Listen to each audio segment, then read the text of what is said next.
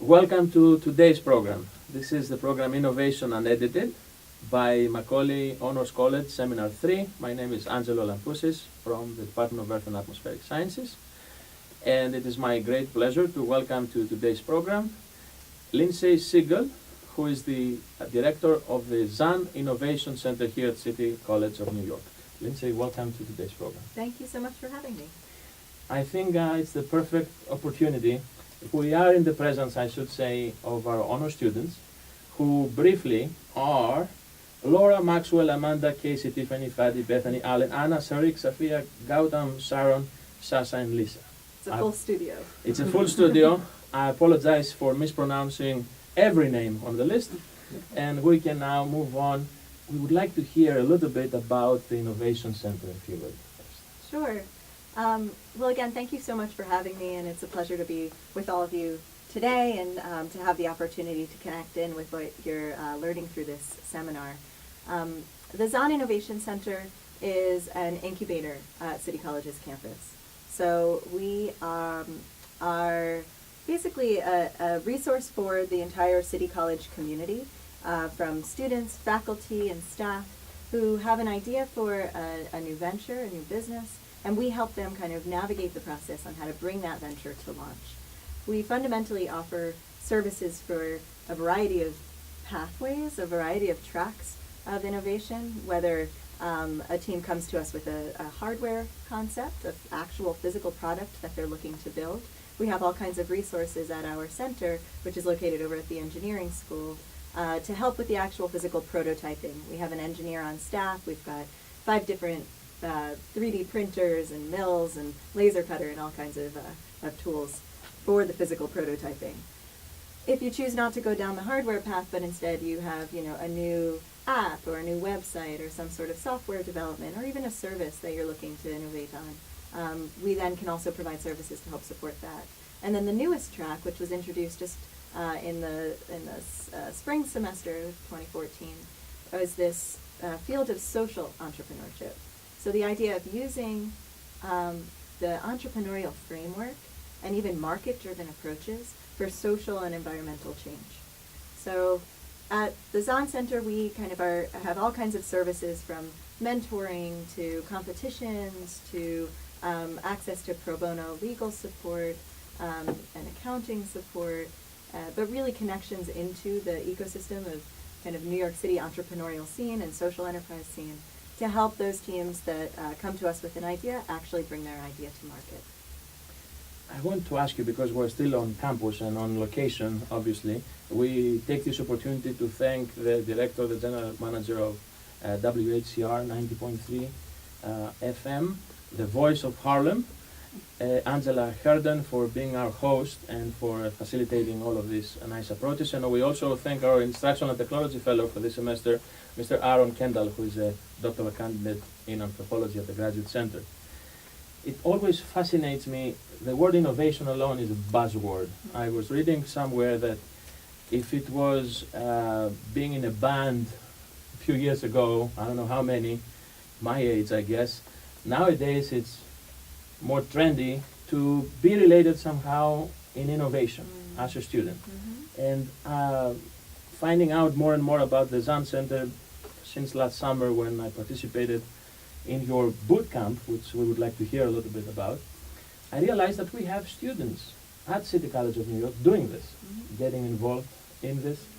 So if you would perhaps give us a little bit about this activity, the boot camp, which sounds like a military term, but it wasn't that, because I was there. So Sure. What is this?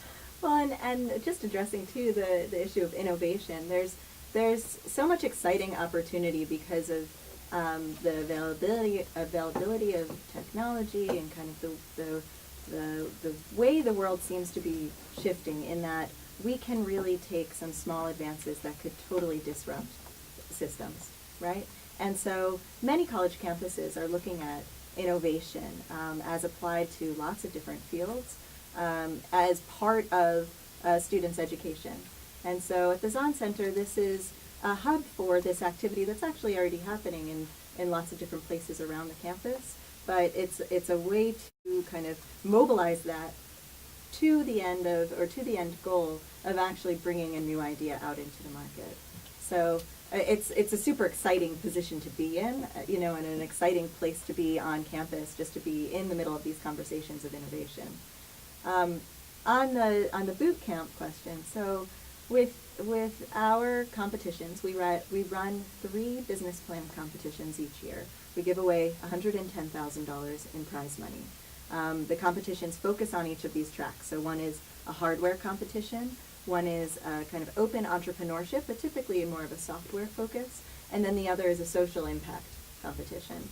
So as part of that process, the teams that make it far enough, right, into the semifinals, gain access to what we call our Lean Startup Boot Camp. So the idea is over an intensive period of time, about 2 months, they are introduced to a tool called the Business Model Canvas. So essentially the old way of launching a new business was to do a ton of research and develop a really thick and comprehensive business plan. What an entirely new way of thinking is how you apply this lean startup methodology to a new business. So rather than doing a lot of desk research, start with understanding that everything that you are going to propose is based on a whole lot of assumptions, and get out there and start testing those hypotheses. So the main element that we teach in this boot camp is to get out of the building, and to really encourage you to say, okay, so I want to have this impact, or I want to build this product. I think the customer looks like this. Let me go talk to a bunch of people whose profile looks like that, and see if this is something that they might actually want or not. Kind of understand their habits and the way they navigate their life, so that you build with the customer in mind. Because the vast majority, as the research has shown, the vast majority of startups fail just because there's nobody to buy the product at the end of the day. You think you're building something great, but there's no audience there. We are talking to Lindsay Siegel, the director of the Zahn Innovation Center. I'm Angelo Lampush from the Department of Earth and Atmospheric Sciences. I think it is a good time, since this is a short video podcast, to also direct our viewers and listeners to additional resources. One of them, obviously, is internet and the Zahn Innovation Center website. Mm-hmm. So I would ask Lindsay to give us that. And also, I have one final question before we try and cover as many student questions as we have. This honor students I mentioned at the beginning of the program are present, and they are blogging away questions in their expensive laptops. So we will try to cover as much as we can. My question was about innovation and failure. We have heard a lot on TV and from different places success stories. Too many success stories maybe, that give an idea that everyone involved in innovation is successful. And I wonder if what can we learn from those who fail in the process, and how do they react? It's a great question. First part of your question, our website, please go and check it out. It's zahncenternyc.com, Zahn, Z-A-H-N, centernyc.com. The question about failure is a good one, though, and I think it's one of these core traits of what it takes to be an entrepreneur. You have to be willing to embrace failure as a real possibility, because there's not only like the big failure of, you built a whole organization and it didn't work out, but there's also lots of learnings that come along the way as, you're navigating the process. Your price point is off, your supply chain fails you, your marketing isn't actually reaching your customers. And so the willingness to fail and be open to that risk is obviously an essential piece of what makes someone a successful entrepreneur at the end of the day. And then hopefully you're learning from it as you go, so that you're improving and pivoting as necessary and kind of directing the path based on the learnings that come throughout. I've given the class a couple of examples of really exciting social enterprises. Well, one of my favorites, which we have already discussed, was the Grayston Bakery. Everyone should go Google Greyston, Greyston Bakery up in Yonkers, that supplies all of the brownies to Ben and Jerry's. And they are built on this philosophy of open hiring. So anyone who walks in the door can get a job at Greyston Bakery, and it's just this phenomenal second chance employment opportunity for the community. And they've figured out how to make it work, you know, and in speaking with the team over there, you know, there have been things that haven't gone so well, and not everybody who's working at Greyston is seeing it with this same sort of openness to this is a wonderful social enterprise. They're seeing it as a job, right? And, you know, one of the things that I've also mentioned is if you're selling a product and yes, your end goal is still mission driven, you're trying to change the way a community may use its resources or get access to solar energy or what have you, you're still running a business and selling a product at the end of the day. So there's certainly all of the anticipated failures there. You know, one very public example, though, a few years ago, there was this exciting new innovation in terms of extracting water, well water, throughout Africa. And this one company, a social venture, went out and built all of these pumps that were kind of built into a playground. And so the kids, the idea is as the kids were playing, they would spin this wheel, and the water would come up, and it would alleviate all of this burden of, you know, working a well with a foot pump or some other more mechanical means. And in the end, you know, this made a lot of headlines. It was super exciting. They got some major advertisers and major funders to support it. But what happened was it comes back to the Lean Startup Bootcamp. It wasn't tied closely to the way the community operated, the way people were looking to get their water, and they went unused. So, or they would break and there wouldn't be anybody there to fix them. You know, you can imagine that for a family to go to the well, it was often the mother of the family who went to the well, and the mother wasn't necessarily looking to like play on the playground in order to get water. So it was that disconnect. It was a brilliant idea, and even, you know, installed and executed relatively well, but not of the community and not connected enough with the needs and the demands of the local population. So And I can also I think attest that was from a lesson too for Mhm. social enterprises across the board, that you can't build without paying attention to who you're trying to impact and how they'll engage with your product or your service. And I can also attest from a science perspective, many examples come to mind as you have been talking. One in particular by Thomas Edison, who said, "I never failed. I just tried 6,000 ways that don't work." That's good. And we always have to experience failure and rejection as well in any proposals, funding proposals that we submit to different agencies. I think it's time to try and squeeze as quickly and as efficiently as possible questions by the students. I would like to ask Sharon if she would tell us the questions, if you would. So first we have a couple questions on criteria. We had students wondering about GPA, if you need to be a CUNY student. Are there any specific criteria that the judges set that they would or would not judge? Sure. For a team to enter into one of our competitions, and let me just backtrack actually, there's a few ways somebody might join the incubator.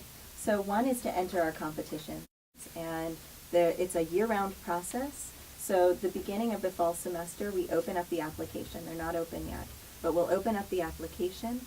The application will close towards the end of the fall semester, and then semifinalists are announced soon after that, and then they spend the spring semester working on their idea and preparing for the final competition, which happens at the end of the spring semester.